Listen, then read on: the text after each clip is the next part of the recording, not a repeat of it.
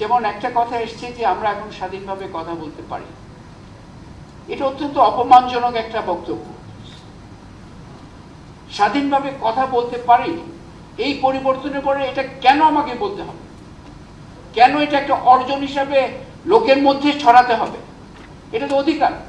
এটা জনপ্রশাসন সংস্কার নিয়ে যুদ্ধর আলোচনা, কিন্তু আমরা বৃহত্তর প্রেক্ষিতে আলোচনা করছি। এই মুহূর্তে আমি যে একটা পরিবর্তন নিয়ে কয়েকজন কমেন্ট করেছেন, পরিবর্তন হয়েছে কি হয় নাই, অবশ্যই একটা প্রচন্ড পরিবর্তনের বাস্তবতার উপর দাঁড়িয়ে আমরা এই আলোচনাগুলো করছি। যে পরিবর্তনটা হয়েছে সেটা এক অর্থে বিশাল, এক অর্থে বিশাল একটা পরিবর্তন। ওই বাস্তবতার উপর দাঁড়িয়ে আমরা আলোচনা করছি, সম্ভাবনার উপর দাঁড়িয়ে আলোচনা করছি। কিন্তু সম্ভাবনা মানেই ওটা অর্জিত হয়ে গেছে সেটা বলার, ভাবার কোনো অবকাশ নেই। প্রত্যেকের এখানে আছে, একটা ভূমিকা আছে এই সম্ভাবনাটা কিভাবে কোন দিকে যাবে। তো এখানে আমি যদি ইতিহাস ঘেঁটে দেখি, আমাদের এই ধরনের, আমি যেগুলো ট্রানজিশনাল সোসাইটি যদি বলি, এখানে একটি হচ্ছে যে পরিবর্তনের মুহূর্তটা যেটা হলো জুলাই আগস্টে হলো, আর পরের আলোচনাটা খুবই জরুরি, সেটা হচ্ছে দি ডে আফটার আলোচনা হয়ে গেছে, তারপরের আলোচনাটা কি। এখানে আমি দুটা দুর্বলতা দেখতে পাচ্ছি। অন্তর্বর্তীকালীন সরকার আমার দৃষ্টিতে একটা অ্যাডভান্টেজ হারিয়েছে, এটাকে আমি বলবো দি ফার্স্ট মুভার অ্যাডভান্টেজ। ওনারা কিন্তু উদ্যোগী হয়ে অনেকগুলো পদক্ষেপ যদি নিতেন, তাহলে কিন্তু একটা বাস্তবতার একটা ভিন্নতা তৈরি করা যেত।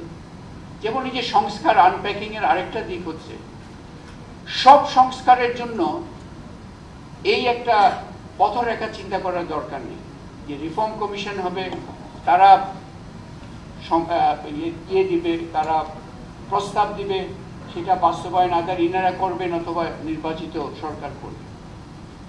যেই পরিবর্তনের আকাঙ্ক্ষা বাংলাদেশ দাঁড়িয়ে আছে এই সময়কালে, অনেকগুলো সংস্কার কিন্তু অন্তর্বর্তীকালীন সরকার নিজেই করে ফেলতে পারে, করেছেন।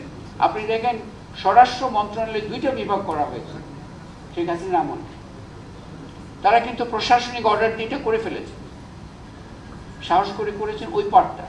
আরো অনেকগুলো জায়গা আছে।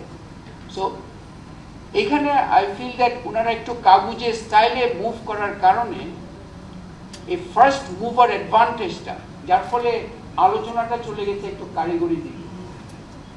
অন্তর্বর্তীকালীন সরকার এখানে তো আমরা তো জুলাই আগস্টের অন্যতম অর্জনটা কি ছিল? মেরুদণ্ডটা সোজা হয়েছে, সোজা হওয়ার সম্ভাবনা তৈরি হয়েছে। এখন মেরুদণ্ড যে সোজা, সেটা তো প্রতিদিন আমাদের দেখানো দরকার, এবং সেটা দেখানো দরকার শুধুমাত্র ওই পথরেখা নয়, অনেকগুলো কাজ করার মাধ্যমে। এইখানে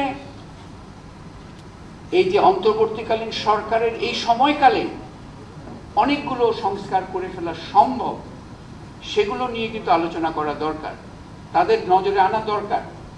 আপনাদের জন আকাঙ্ক্ষার প্রেক্ষিতে আপনাদেরকে বসানো হয়েছে, আপনারা সেই শক্তিটা অনুভব করুন, এবং সেই শক্তির ভিত্তিতে এখন দুর্ভাগ্যজনক হবে যদি আমাদের বাংলাদেশের আগামী 6 মাসের বা 1 বছরের আলোচনা হয় সংস্কার বা নির্বাচন, এই কারিগরি আলোচনার মধ্যে আমরা এটাকে সীমাবদ্ধ করে ফেলতে পারি।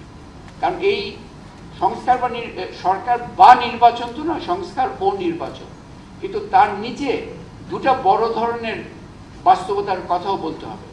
একটা হচ্ছে পরিবর্তনের আকাঙ্ক্ষা, আরেকটা হচ্ছে জবাবদিহিতার আকাঙ্ক্ষা।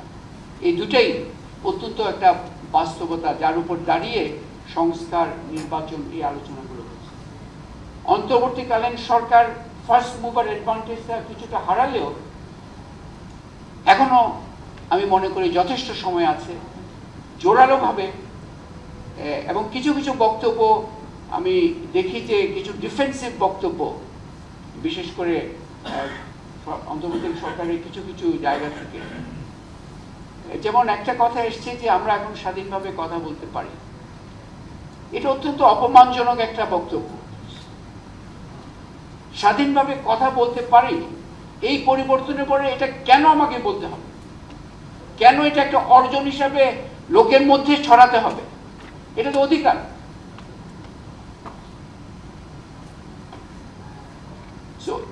এই বিষয়গুলো, এই যে আমাদের পরিবর্তন হলো কি হলো না, এই ভয়ের মধ্যে আমাদের থাকার দরকার নেই।